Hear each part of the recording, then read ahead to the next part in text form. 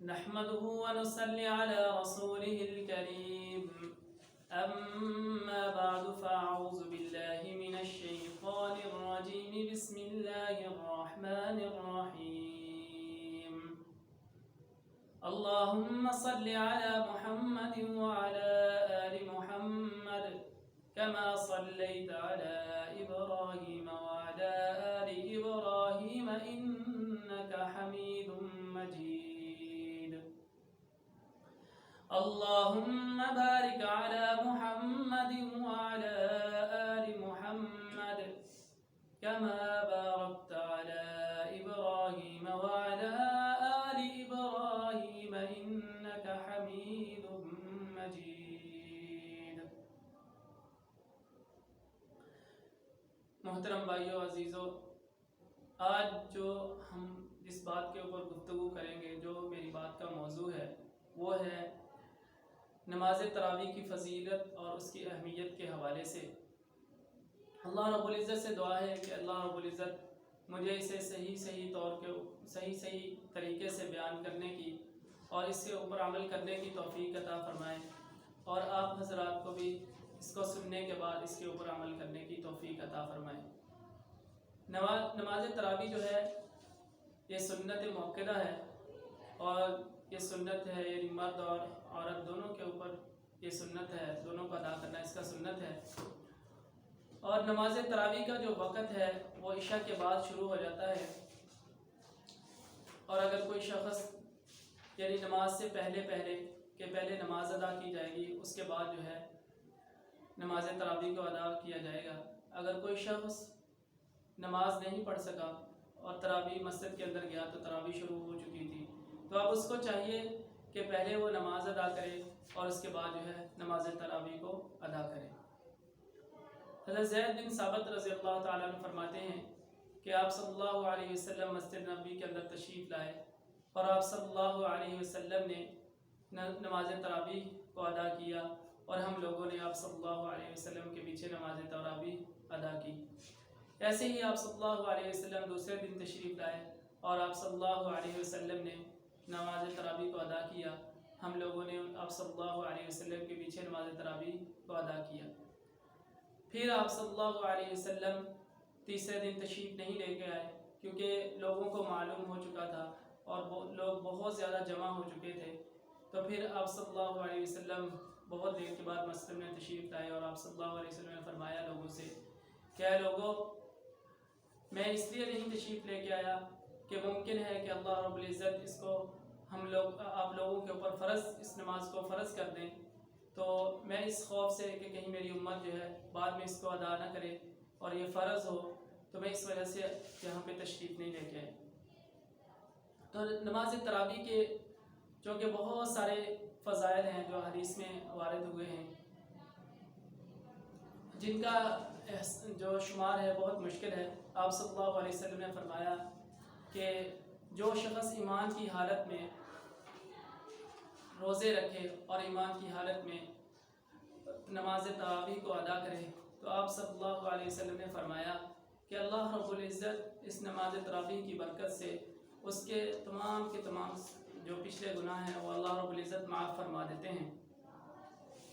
تو یہ اللہ جل شانہ کا بہت ہی بڑا انعام ہے ہمارے اوپر کہ رمضان المبارک آیا ہے اور ہم اس میں تراویح کو ادا کریں، تاکہ ہم اپنے جتنے بھی گناہ ہیں انہیں معاف کروا سکیں. اور اس سے بڑھ کے اور کیا بات ہو سکتی ہے کہ اللہ رب العزت اس چھوٹے سے عمل کی وجہ سے ہمارے جتنے بھی گناہ کیے ہوئے ہیں وہ اللہ رب العزت اپنے فضل اور کرم سے معاف فرما دیں. ایک اور حدیث میں آپ صلی اللہ علیہ وسلم نے ارشاد فرمایا کہ جو شخص نماز تراویح پڑھتا ہے تو اللہ رب العزت اس کے ایک سجدے کی وجہ سے اس کو 1,500 نیکی عطا فرماتے ہیں. تو ایک سجدے کی وجہ سے اگر ایک بندے کو 1,500 نیکی مل رہی ہے تو اسے اور کیا چاہیے. اگر ہم لوگوں کو یہ کہہ دیا جائے کہ مسجد کے اندر ایک سجدے کے اوپر 1,500 روپے ملنے ہیں، تو ہم اس کے اوپر اتنی کوشش کریں گے کہ ہم اپنے بڑوں کو جو معذور لوگ ہیں ان کو بھی اٹھا کے لے جائیں گے کہ یار 1,500 روپے ملنا ہے. تو اس لیے اللہ رب العزت کے جو حکم ہے اور پیارے نبی کریم صلی اللہ علیہ وسلم نے جو ہمیں طریقے بتائے ہیں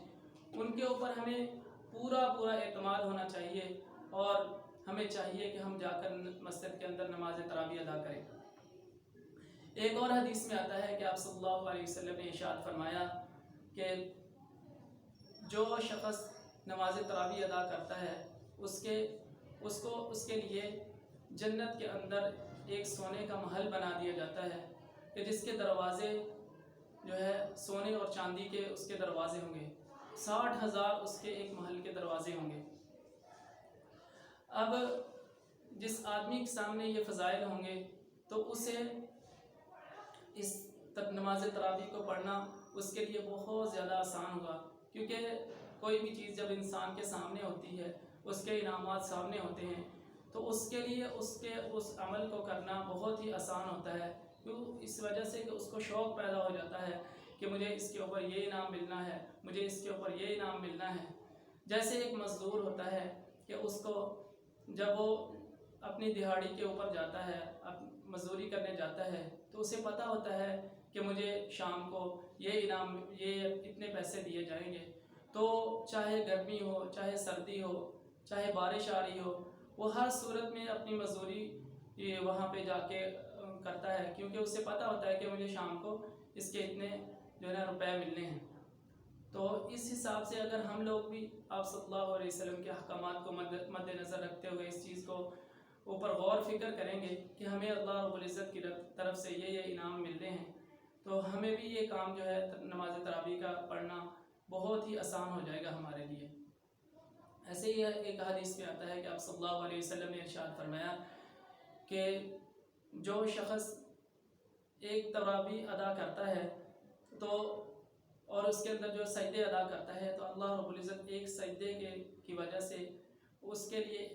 ایک ایسا درخت جنت کے اندر لگا دیتے ہیں کہ جس کے نیچے عربی نسل کا گھوڑا 100 سال تک اگر دوڑتا رہے تو اس کا سایہ ختم نہ ہو۔ تو ہمیں چاہیے کہ ہمارے دل میں بھی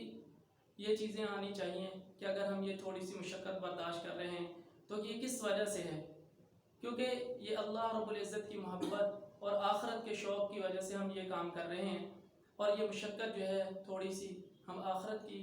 اتنی بڑی جو مشقت آنے والی ہے، جس کے اندر جو ہے ہر آدمی کو اس کے عمل کے بقدر جو ہے اجر ملے گا، تو اس کو ہم وہی سوچ کر برداشت کرتے رہیں کہ ہماری آخرت اچھی ہو جائے۔ تو اللہ رب العزت نے زندگی کے اندر ہمیں جو یہ تحفہ رمضان کا عطا کیا ہے، ہمیں چاہیے کہ اس کی جتنی زیادہ قدر ہو سکے اس کی کریں۔ دوسری اہم بات یہ ہے کہ نماز تراویح کا پڑھنا یہ سنت ہے اور سنت موقدہ ہے، اور ایک مرتبہ قرآن پاک کا سننا وہ بھی سنت موقدہ ہے، کہ اگر کوئی آدمی ہے کہ وہ کسی مصروفیت کی وجہ سے پورا رمضان جو ہے نماز تراویح نہیں پڑھ سکتا ہے ایک ہی مسجد میں جا کے، تو اسے چاہیے کہ وہ 10 دنوں کے اندر جو ہے ایک جگہ قرآن پاک سن لے، پھر چاہے وہ اپنے باقی جو 20 دن تراویح کے ہیں وہ چاہے اپنے آفس کے اندر پڑھ لے، چاہے کسی اور مسجد میں، جو مختلف مسجدیں اس کے قریب ہوں گی کسی مسجد میں چاہے وہ پڑھ لے، کیونکہ ایک جگہ پڑھنا اس نماز تراویح کا سنت ہے، سنت موقدہ ہے، اور پورے قرآن کا سننا بھی سنت موقدہ ہے۔ اگلی اہم بات یہ ہے کہ نماز تراویح جو ہے وہ 20 ہی ہیں، کیونکہ آپ صلی اللہ علیہ وسلم نے ارشاد فرمایا کہ میری اور میرے خلفائے راشدین کی جو سنت ہے وہ گویا میری ہی سنت ہے۔ تو اسی وجہ سے حضرت عمر رضی اللہ تعالیٰ عنہ نے نماز تراویح کا اہتمام فرمایا، اور حضرت ابی بن کعب رضی اللہ تعالیٰ عنہ سے ارشاد فرمایا کہ آپ نماز تراویح پڑھائیں، اور تمام صحابہ سے حکم دیا کہ ان کے پیچھے نماز تراویح ادا کریں۔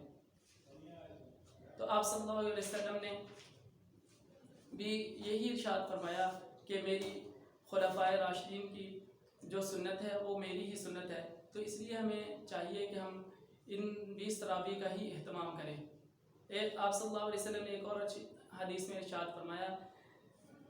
کہ میرے خلفائے راشدین کی سنت کو اور میری سنت کو اپنے دانتوں سے مضبوطی کے ساتھ پکڑے رکھو۔ یعنی اس کا کیا مطلب ہے کہ دانتوں کے ساتھ مضبوطی سے پکڑے رکھو، یعنی اس کا اتنا اہتمام کرو کہ اس سے تشبیہ دی کہ دانتوں کے ساتھ پکڑنے کے۔ اور آپ صلی اللہ علیہ وسلم نے ارشاد فرمایا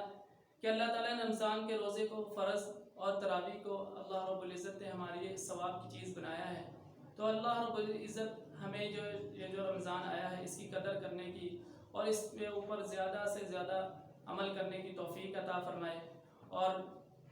نماز تراویح کا جتنا زیادہ اہتمام ہو سکے ہمیں ادا کرنا چاہیے۔ تو اللہ رب العزت سے دعا ہے کہ اللہ رب العزت جو میں نے کہا اس کے اوپر مجھے بھی عمل کرنے کی توفیق عطا فرمائے، اور آپ لوگوں کو اس کو سن کر اس کے اوپر عمل کرنے کی توفیق عطا فرمائے۔ وما علینا الا البلاغ۔